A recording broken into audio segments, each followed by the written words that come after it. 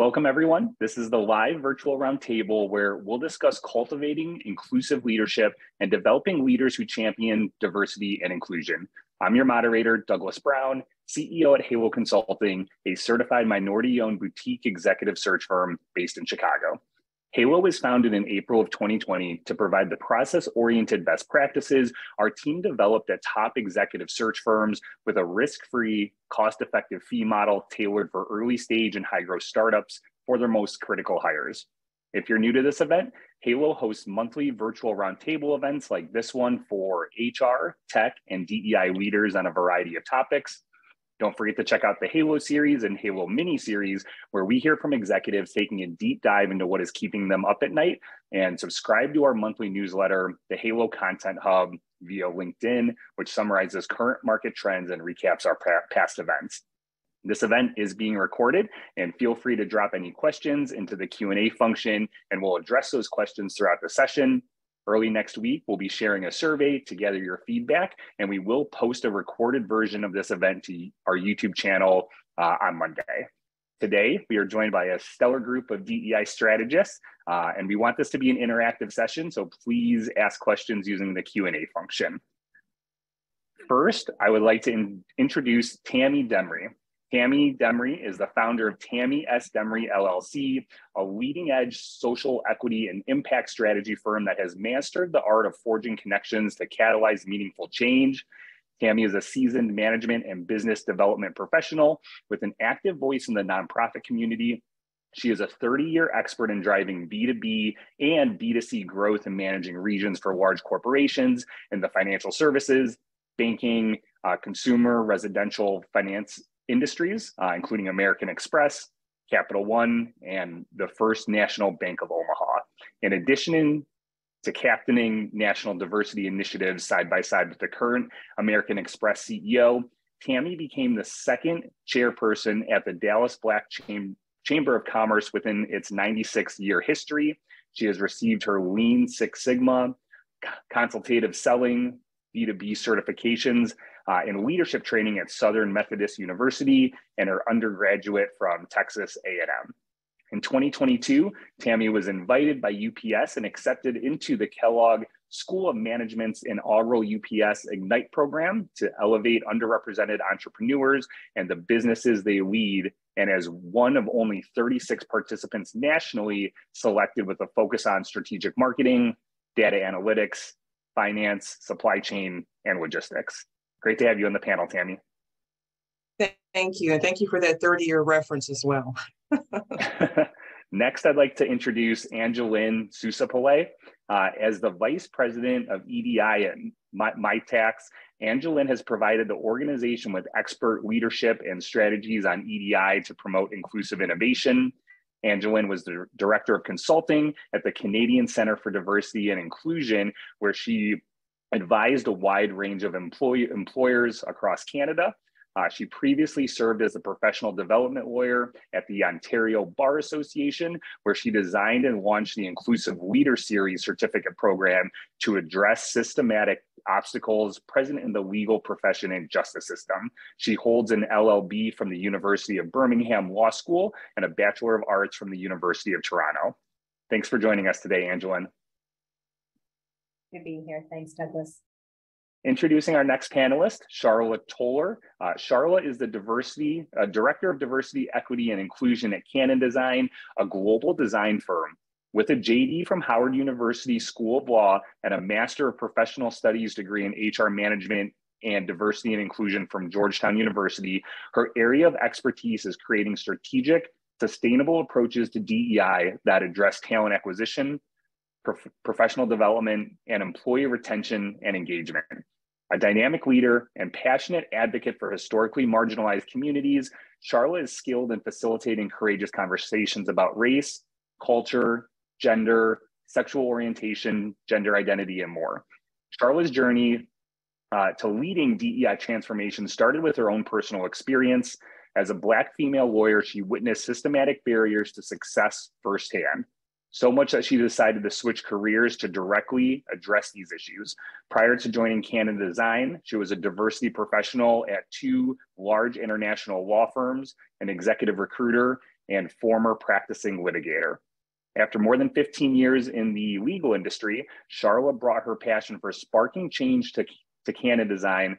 Working alongside the CEO and executive leadership team, she oversees Canna Design's DEI strategy and establishes concrete actions to strengthen equity and inclusion. One of her primary focus areas is building a diverse community of talent through programs and practices aimed at hiring, retaining, empowering, and developing that talent, helping all employees, especially individuals from underrepresented backgrounds, flourish and thrive. It's a pleasure to have you with us, Sharla. Thanks so much for having me, Douglas.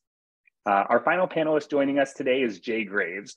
Jay is an award-winning speaker renowned for his extensive expertise spanning more than 25 years in constructing, cultivating, and guiding exceptional and inclusive organizations.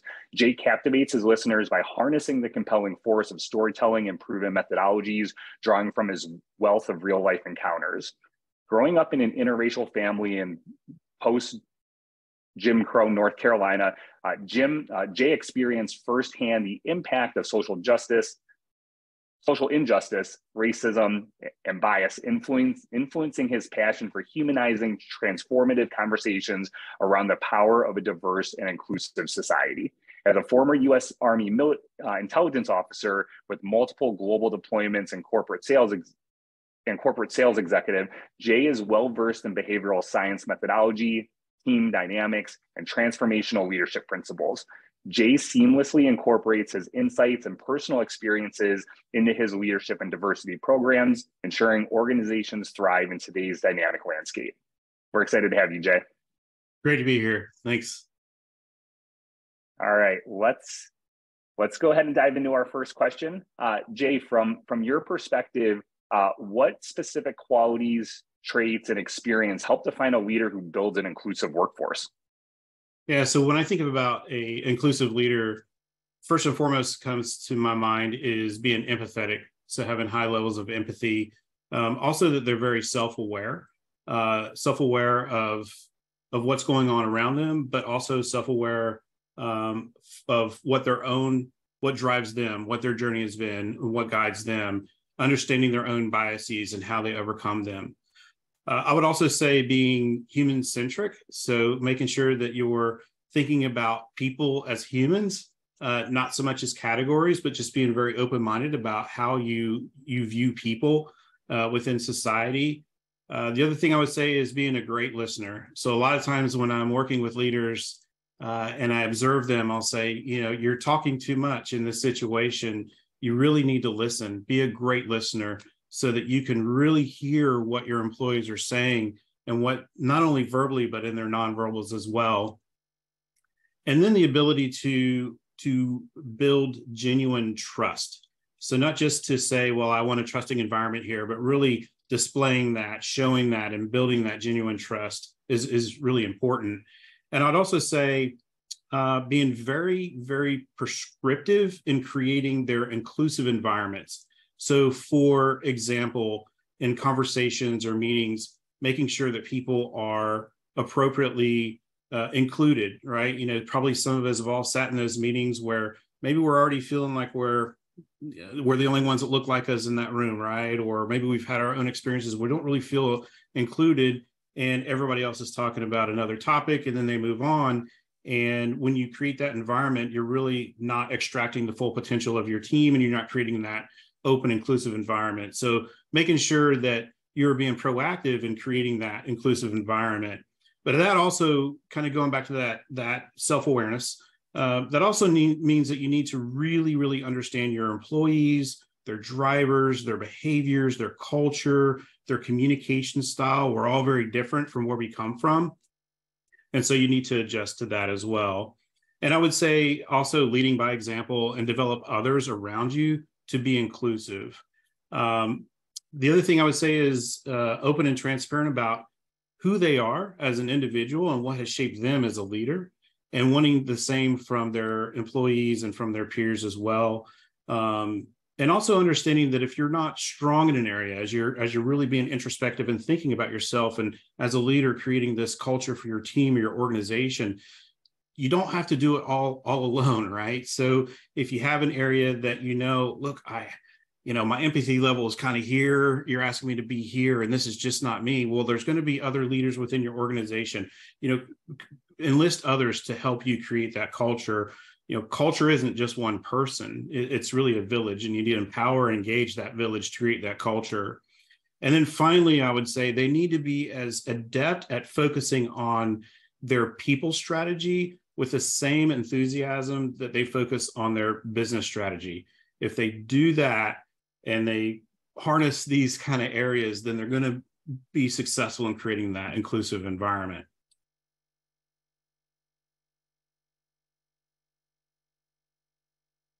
Thanks, Jay. Any additional context from the panel? Can I chime in here?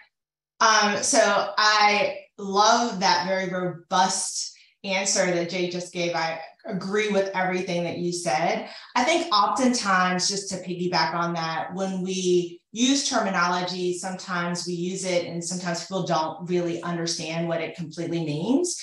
So I actually have been doing some inclusion training around my company recently, and I love the way that this training breaks down inclusion, which really involves two identity needs. And all the things that Jay just said kind of fits into these two buckets, right? And so the two identity needs that leaders need to think about when they're thinking about inclusive leadership are also making sure that people are being valued for their uniqueness, but at the same time, making sure they're part of a group, which can be kind of difficult. And it's not that those two things are kind of against each other. You have to do both, right? So it can be difficult to make sure that someone is being valued for their uniqueness while also making sure that they are part of the group. Because if you're not doing that, people might feel like they have to cover just to feel like they belong, but you also want to be able to harness the diversity and the things that people bring to the table. Because at the end of the day, what we're trying to do here is really have diversity of thought, right? And so we want to make sure that we are valuing that. So the things that Jay had just mentioned, they kind of fall into both of those two buckets. So from the belonging standpoint, he talked about things like, making sure that you're checking in on people, understanding their needs and things of that nature. And then in terms of also being inclusive and valuing people's uniqueness, you want to be able to role model that behavior as well. So role model that by expressing your own uniqueness, expressing how you are different, what you bring to the table as well, so that others can feel comfortable doing so.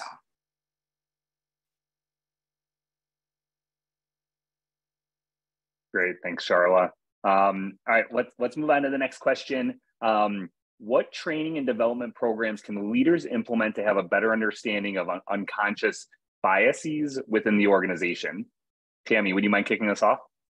Sure. So first and foremost, what comes to my mind, and it's been a big part of my experience, is the C-suite training. So whomever is at the helm of a company or an organization, whatever the case may be, basically deciding to implement a C-suite training for their direct reports.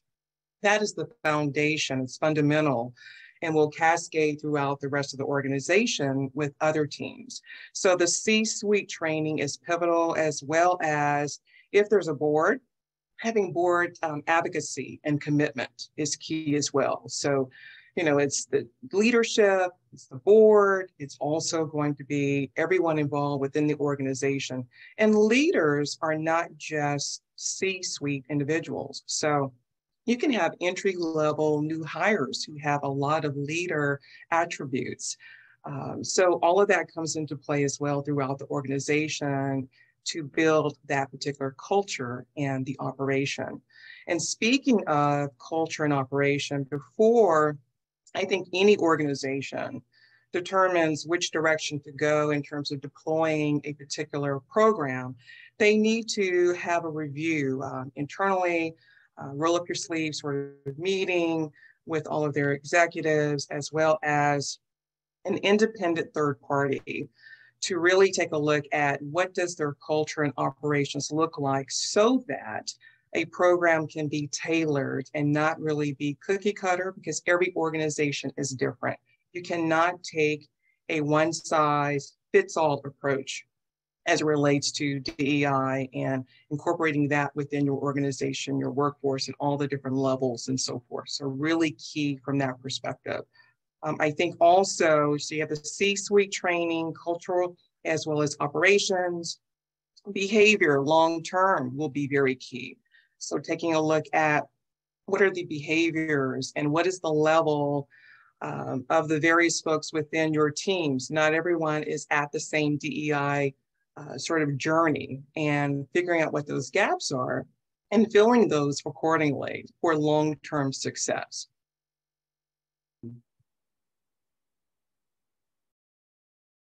Yeah, I like that last part that you were talking about. I think it's, meeting people where they are and pulling them on for that long journey, and also that solving the diversity isn't something that's going to happen overnight.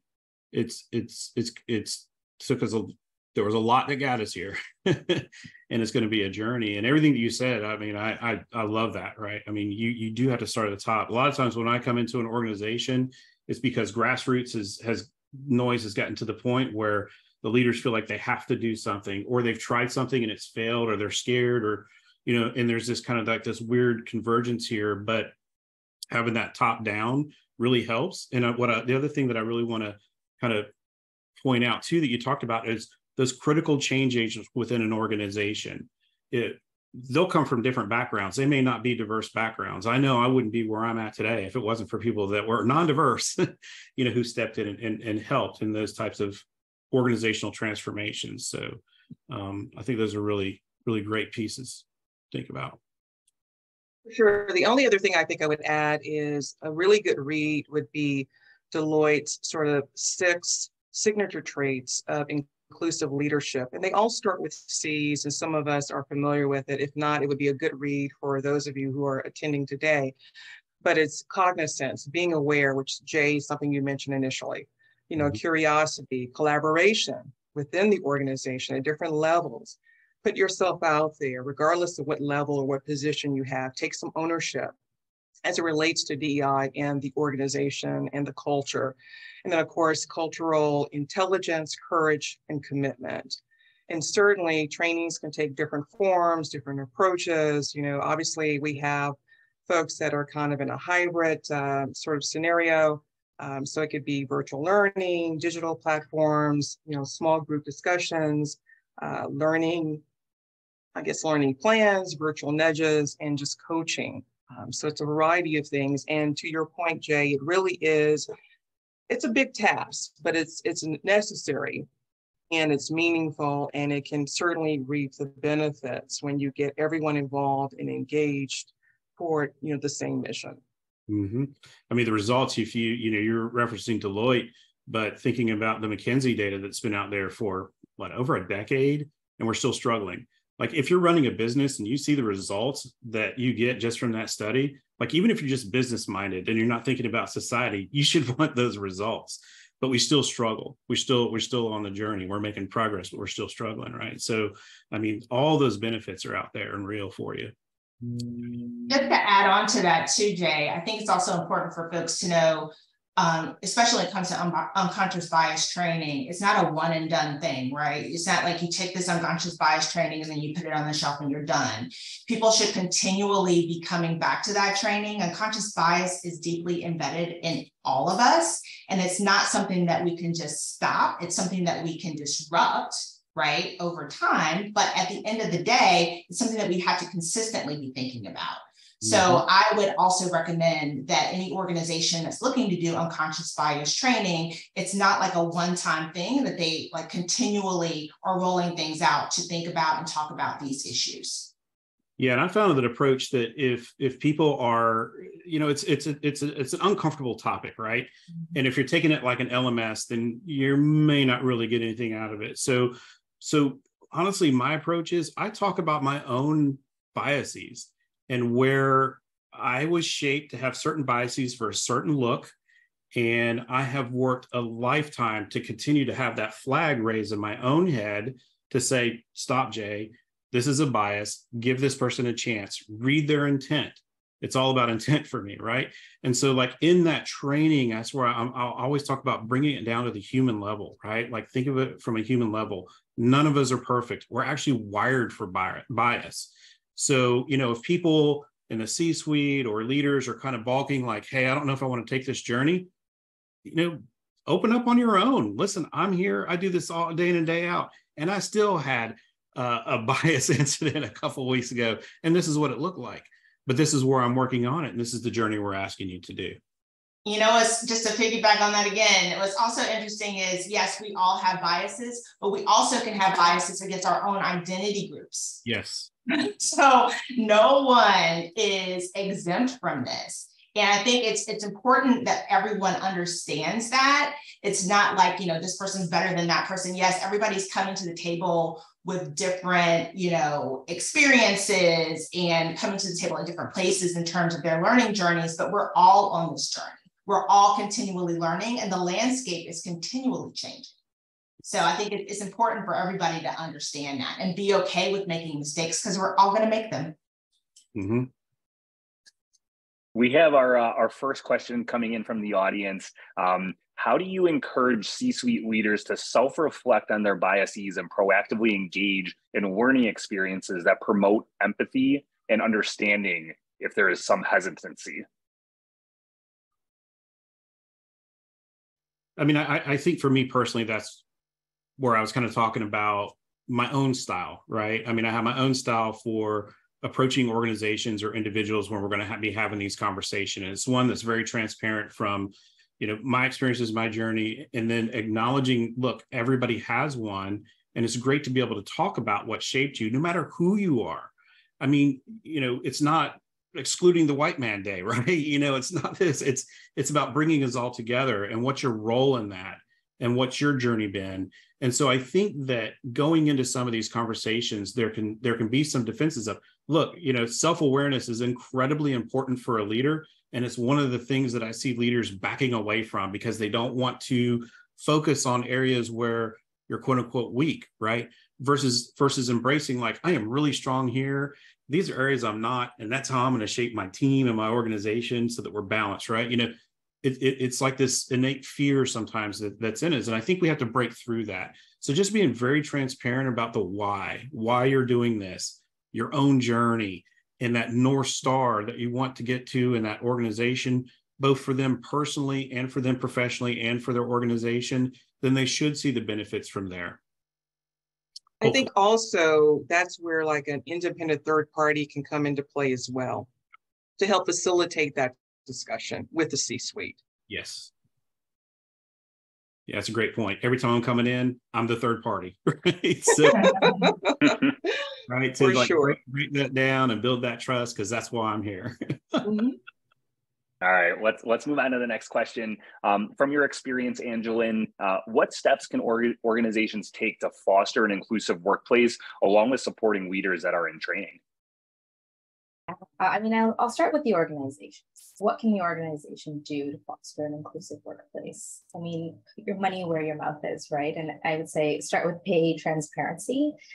There are organizations that do this really well, and there's different ways to promote pay transparency, right? Some organizations post it in the job along with the job ad. Others kind of share it early on in the interview process.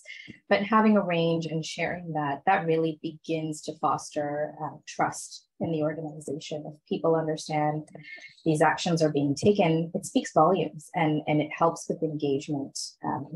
There's very little progress you can make when you don't promote transparency with things like pay, which is where there are a lot of inequities within organizations. And another one I would say that I think people sometimes take for granted is really just creating an environment where differences are celebrated. And it doesn't take a lot to do that. You don't have to have a facilitator in for every date of significance. There's so many in a year, it's just impossible to do. But a simple way to do it is to defer to an external resource. There are many consulting firms, consultants who've created dates of significance calendars. You can plug it into your weekly communications.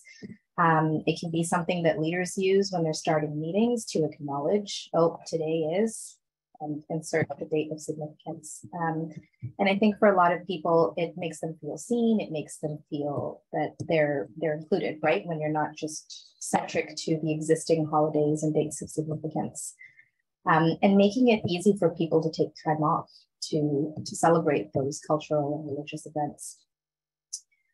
Looking at policies through an EDI lens, oftentimes there isn't that expertise in the house. Again, there are numerous consultants who can look at policies and recommend changes to make it a lot more inclusive. So that's something a workplace can do. Data. I think people are getting better at collecting data. There's a lot of demographic data on who's represented. The thing that's a little bit trickier to measure is inclusion. So how are people feeling in the workplace? And what does that even look like? How do you measure that? It's things like psychological safety. Do people feel that they, psychological safety to express barriers, challenges, accommodation needs? Do people feel that there's a fair chance for being promoted, advanced in the organization, things like that? And again, there are tools out there to ask these questions and to measure inclusion scores. And that's something you actually can set a target on to monitor progress and see not only how diverse your workforce is, but in terms of experiences, are we improving?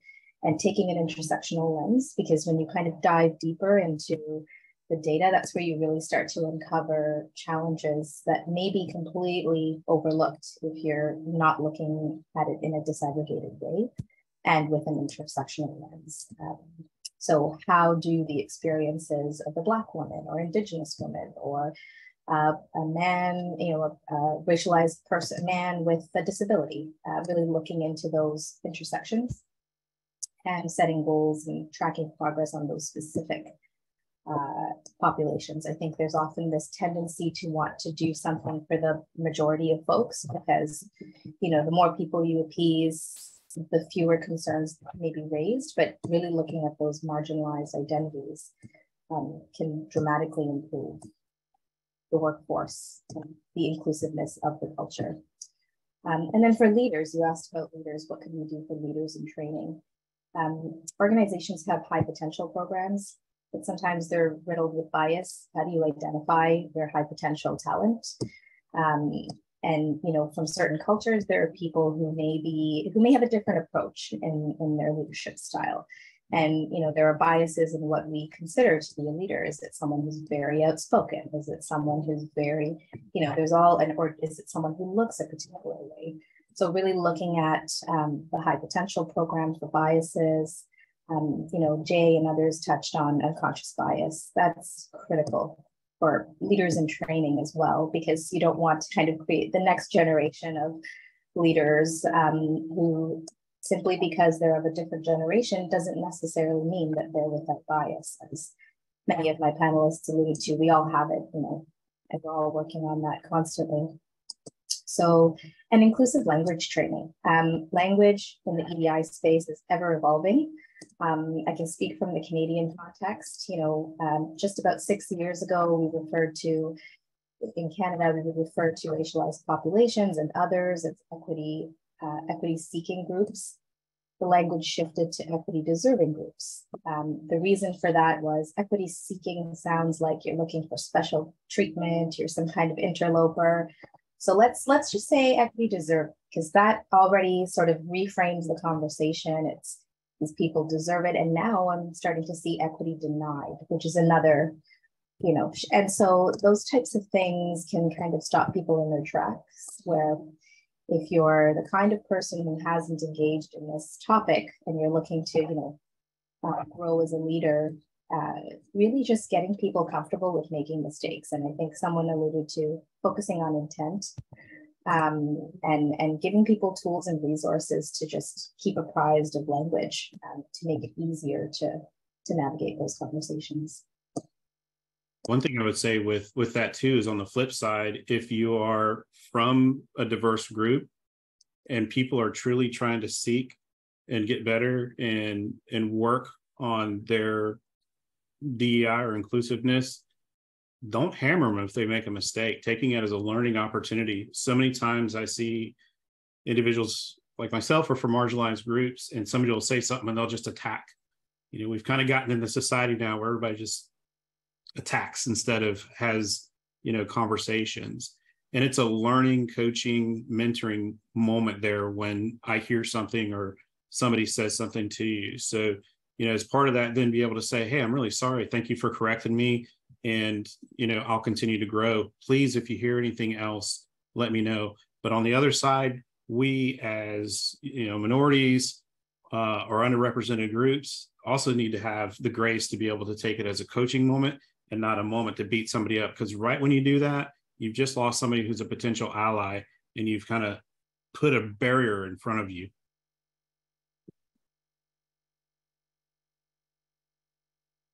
Great context, Angelin and Jay. We just had a question come in from the audience. Is there an example of a situation where you successfully nurtured a leader's growth while navigating the complexities of fostering inclusivity within the workplace? I can share an example of a leader that I spoke with.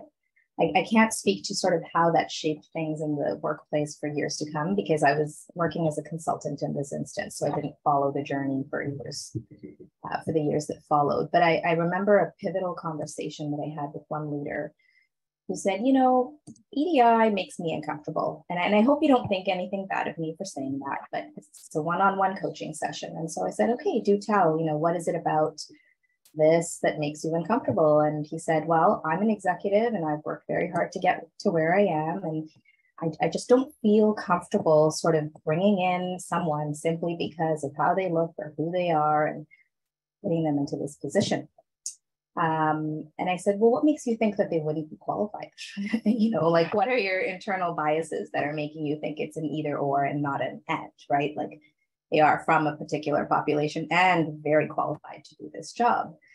And I said, how have others in your company come into this role? And he said, oh, well, a lot of us have referred amazing contacts from our networks, people we went to school with, people in our neighborhoods. And I said, yeah. And do those people look like you? And he said, yeah. And there was no question there about, were these the best people for the job? And he said, well, no, they went through an interview process and we really chose the best people for the job. And I said, well, exactly, right? It's not about lowering the bar and just inserting X person because you're missing whatever demographic it is. You're still going through the motions of, not the motions, you're actually going through the process, competitive application and assessment process. And he said, yeah, he hadn't really thought about the fact that so many people had been brought in through contacts and how that creates bias and that shrinks your talent pool and bringing people in who look like you. And he also then shared a story about someone in his family who had come out, and he admitted, prior to his niece coming out, he had never really thought about LGBTQ2+ populations in the workplace. And so there was kind of that self-awareness of sometimes we only notice the things that are close to us, that are similar to us, that's in our world and in our network. And there's a lot that you could be missing by not interacting with people who are very different from you. So he, subsequently sent along some readings and began doing some self-reflection and listening to different podcasts. And, for him, it was very much an aha moment in examining his own biases and his own limited views on being inclusive. So, and it was really just a conversation about his lived experiences. And for me, I'm a consultant, so you can ask these questions. There isn't that power dynamic of, well, how did you get into this organization? How did your peers get into this organization? Have you considered those processes? And that really helped shift his perspective. Great, thanks, Angelin. We just had another question come in from the audience. Are there different diversity, equity, inclusion, and belonging strategies for specific generations? Well, I think you have to take into consideration that we have 5 generations in the workplace, and they're all very different. And some have different foundations that shape that generation. And again, this sounds bad, right? Because I'm not going to stereotype generations, but there are just certain things in the environment that shaped generations, right?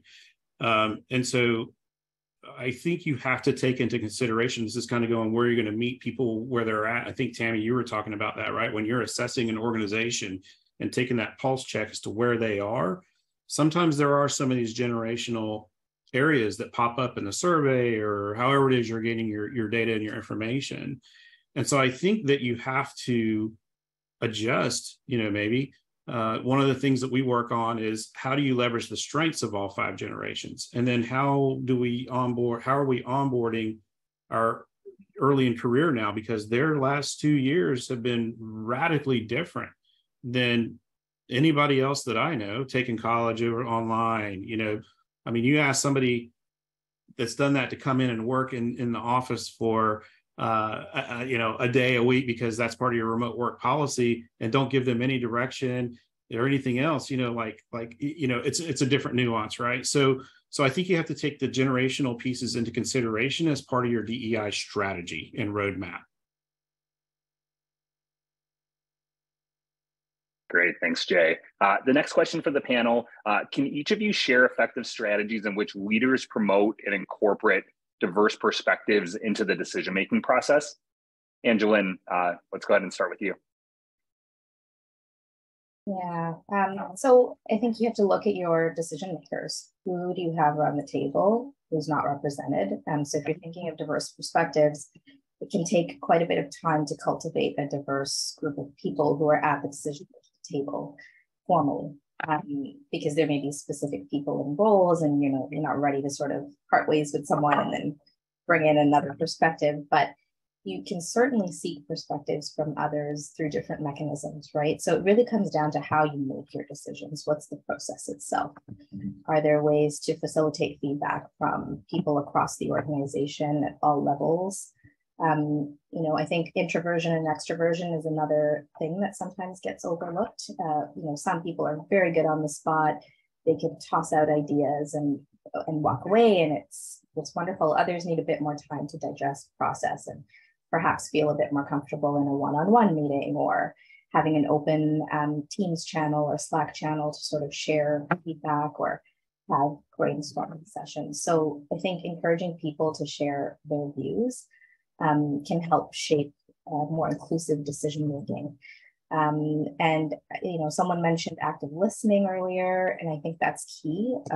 Leaders are often sort of expected to kind of, be ready and kind of have the answers. There can be that unspoken expectation, but really just bringing open-mindedness and humility and being open to different ideas. And I think people need to recognize that sharing diverse perspectives is actually valued. It's not a checkbox exercise to say, oh, yep, we sent out a survey, we heard from 30 people on this one thing, but no one knows what came of it. You kind of have to be transparent in how different views are being brought in and shaping decision-making processes so that people have a sense of ownership in speaking up and that their perspectives are valued.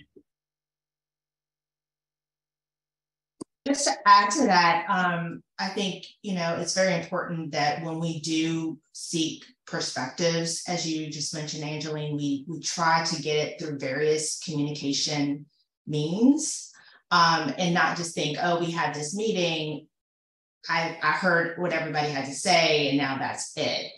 Maybe have the meeting, maybe have another smaller group meeting for folks who might feel more comfortable in smaller groups. Maybe send out a survey afterwards. Maybe, have a situation where people could come to you directly offline after the meeting.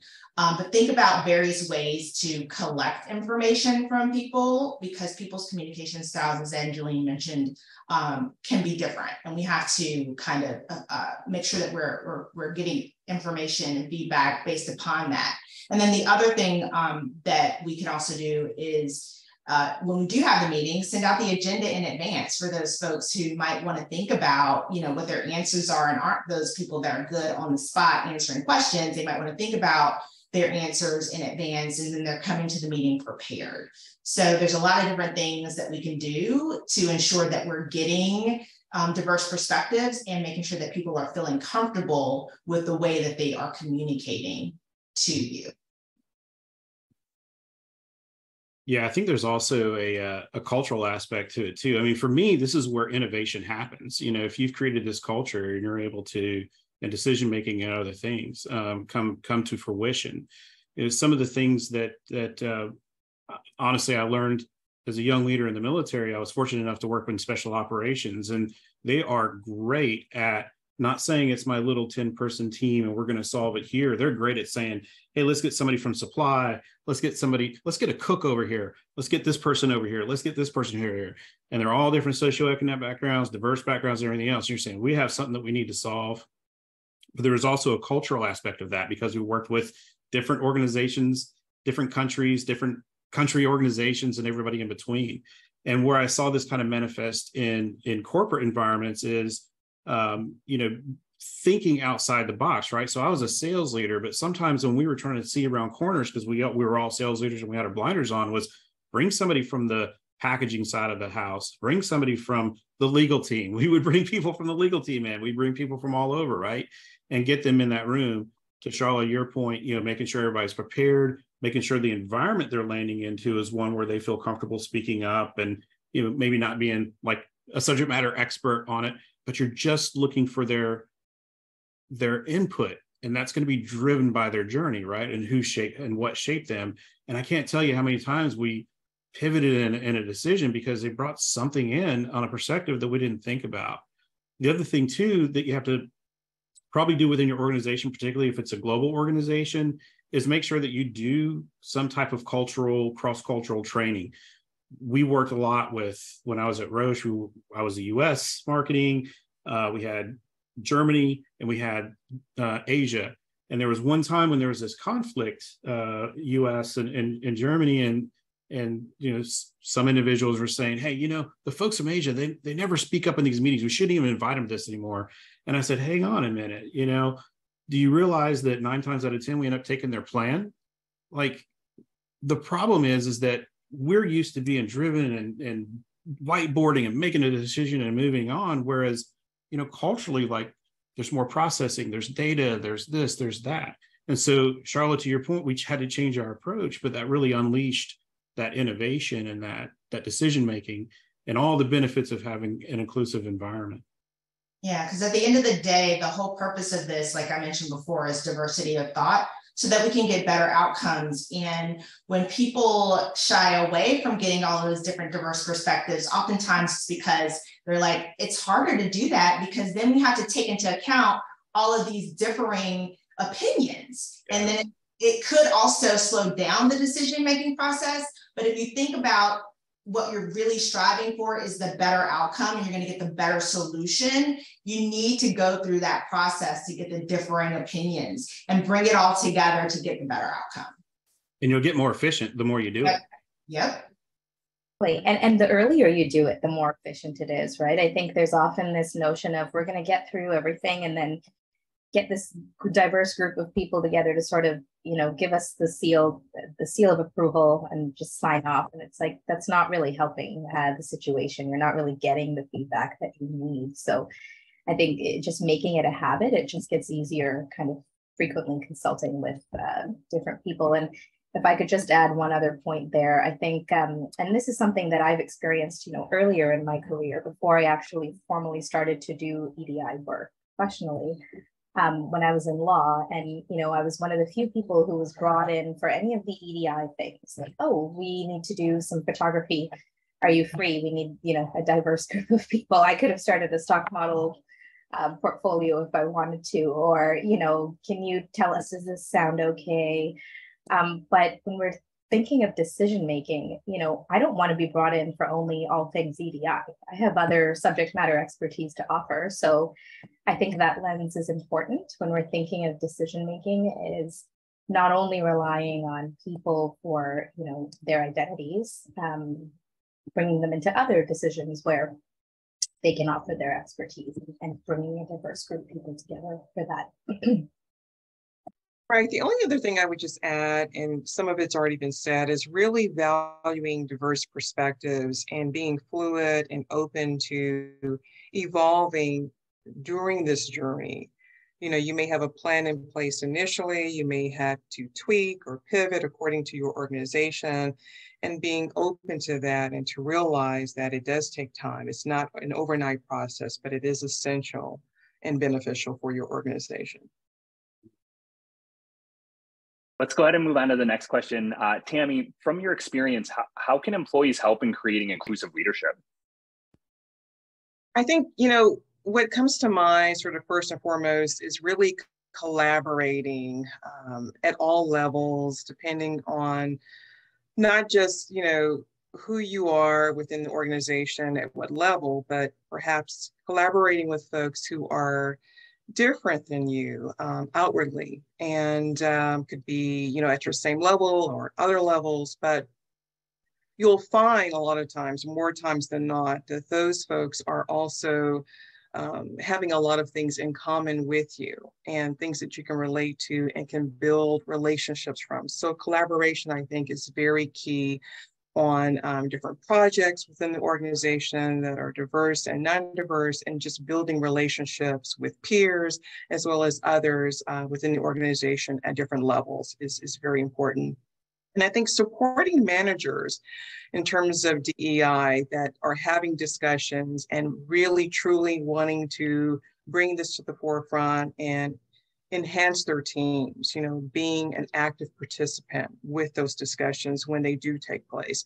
And then also exhibiting some leadership of your own, regardless if you are a manager level, executive level, C-suite level, or entry level. It takes really a village, as was said earlier, much earlier at this point, for this particular initiative overall. And then all levels, as I said, can really contribute and are meaningful to really making sure that the culture and the operations are in sync for long-term benefit for the company internally and externally. Great, thanks, Tammy. Let's go ahead and move on to the next question.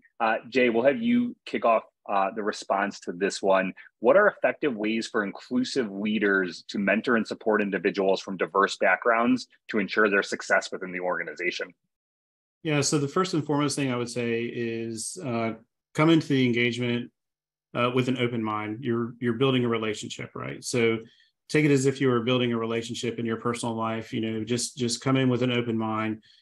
Listen and truly understand the mentee's life journey and what shaped them. Check for bias. I know we've talked about bias a couple of times, but it's always there. So check for bias in your approach. And I'll say, just a quick example. I was mentoring somebody who they came from, they had an Ivy League school background. And so I already had like all these assumptions that I made about them.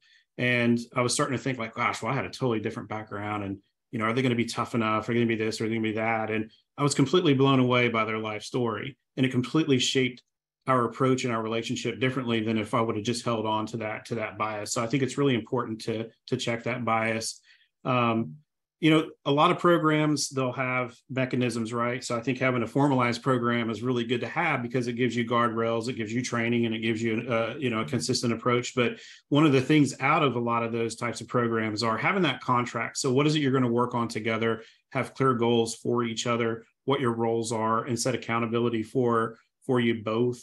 And the other thing I would say is that if you're not from that group, immerse yourself in that culture as best as you can. For example, as a man, I had some women leaders within the organization that wanted me to be their mentors. And so I joined the Women's ERG. I did volunteer work. I attended functions that the mentees invited me to so that I could really immerse, because I actually connect really well with women. And I always felt like I did because I thought, hey, we have a very shared history in a way, right? When it comes to like social injustice and social situations within the United States. But I can't walk in your shoes. And so as a mentor, you have to be able to say, I can't live your journey. I can't walk in your shoes. So immerse yourself if you can. And then empathize with their situation. And the other thing too is understand what's the environment when they come out of that bubble. I mean, when we mentor, if it's a good mentoring relationship, we create this safe bubble that we're in. We have these wonderful conversations and we make steps forward. But what happens to that individual when they step out of that bubble? What's the environment that they're dealing with within the organization or their community? I used to work with at-risk youth. And I used to love the fact that they would get inspired by, I was an at-risk youth, and now I was a VP talking to them, right? And they found that inspiring. The breakdown was that they went back into the communities with no support structure. So the same thing can happen with your employees if your overall environment isn't in your company is maybe has some toxicity or something going on with it, right? The other thing I would say is use your privilege. Privilege has become this bad word. We all here have worked hard, gained access, have a voice, have a place on the stage. Use that privilege so that you can flip from being a mentor to a sponsor, so that when they're not at the tables that you're at, you can amplify their voice, what they do, what they bring to the table, so that you can really elevate who they are and what they bring to the organization. Helps their confidence, and it helps move the organization along on embracing pulling people forward and up of different backgrounds. Great, thanks, Jay. One final question for our panel, and we'll start with you, Sharla.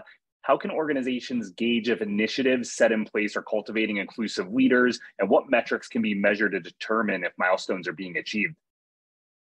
So I'll answer this by telling you what we're doing at my firm, Canon Design, and what we've been doing over the past 3 years, because I do find that it's been effective.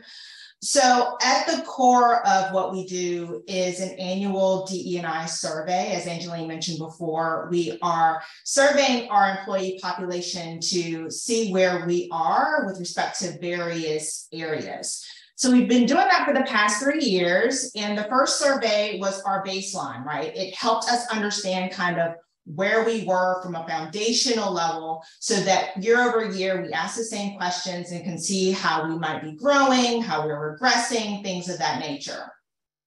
So the survey is set up so that we can both see where we are from a firm-wide standpoint, but we can also slice and dice the data in a way so that our local leaders and business unit leaders can see their progress as it relates to their local offices and business units as well. So then we have those local leaders actually analyze their data. They are taking also a particular look at any disparities that might be happening from an intersectional perspective with respect to how underrepresented groups are experienced in the workplace versus majority groups. And then they do a SWOT analysis. Where are they strong? Where are they weak? Where are their opportunities? What things of that nature. And then from the SWOT analysis, they roll out an action plan. Okay, so here's where we're strong, here's where we're weak, here are our opportunities. What do we need to focus on specifically as it relates to actions and initiatives over the next year in order to see progress in our results? So we do that on an annual basis. Some of the things that we are measuring include belonging, inclusion efforts that our leaders are actually doing, whether unique perspectives, as I mentioned before, as it relates to inclusion, whether that's being valued amongst a lot of other things.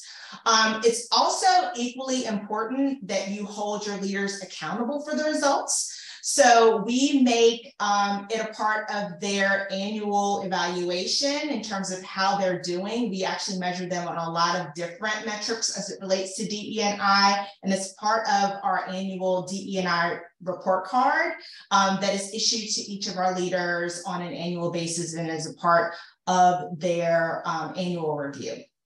So I'm proud because I'm seeing incremental improvement in the organization year over year. And as I think, Jay, you mentioned earlier in the program, like this is something that is going to, you have to, it's a journey, and it's going to take time in order to make change. But seeing that, what I expect and what I'm seeing is incremental change based upon focused effort that we are doing at the baseline level with all of our leaders across the organization and then holding them accountable. So that's what we're doing at Canon Design. You see I light up when I talk about it because it's the first time I was able to actually implement something like that in an organization where we're holding our leaders accountable. Yes, it probably can be difficult for some leaders, right? And it's a culture shift, and you have to work with that. But at the end of the day, when you have the backing of your leadership, your CEO, that really does make a difference, and it has within our organization. And I'm happy to see the incremental change and progress over time. Yes, we have a long way to go. We do. But to see like little incremental shifts based upon leaders' actions, it makes my heart smile. Great, thanks, Sharla. As we conclude, are there any closing thoughts from the panel to share with the audience today? Yes, on this, I would just say, don't hold back, get started on it. I mean, there's a lot of fear and trepidation around, this, and there's so much noise going on in our society today around DEI. DEI is under attack. But if you really see the benefits of what we're trying to accomplish and achieve here, it's to help us move forward as people, society, organizations, and overall our country will benefit from this. So I would just say, hopefully you're inspired to give this a shot. There's so many people out there that are willing to help. Don't hold back. Get started today. I just want to kind of expand upon something that Tammy mentioned earlier in the program, which is assessing where you are, right? Organizational readiness should be the first thing that you do as an organization if you're trying to get into this. I've been in 3 organizations now doing diversity work, and each one was at a different place. You do need to meet the organization where they are. It is not a one-size-fits-all thing, and every approach and every strategy that I had with each organization was different based upon where they are. You can't just go from 0 to 1,000 if your organization is not ready for that. You need to understand where your leaders are. You need to understand where your organization is from a readiness perspective and go from there. Very well said, for sure. Certainly a worthwhile endeavor. And if there are any additional questions or comments that we can provide, as a panel, feel free to reach out to Douglas as well. But this is, for me, been very worthwhile as well as informative, because no one knows everything, right? So each of us have learned something new today as well. Awesome. I'd like to give a very special thank you to our panelists for sharing your insights and experience throughout our discussion today. Feel free to scan their QR code to connect with them via LinkedIn. And don't forget to check out our YouTube channel for past events, including the Halo series and Halo mini series, where we feature thought leaders in a one-on-one setting as we discuss what is keeping them up at night. And appreciate everyone for joining. Please keep an eye out for the survey request early next week, and we will have a version uploaded of our event to YouTube on Monday. I hope everyone has a great weekend.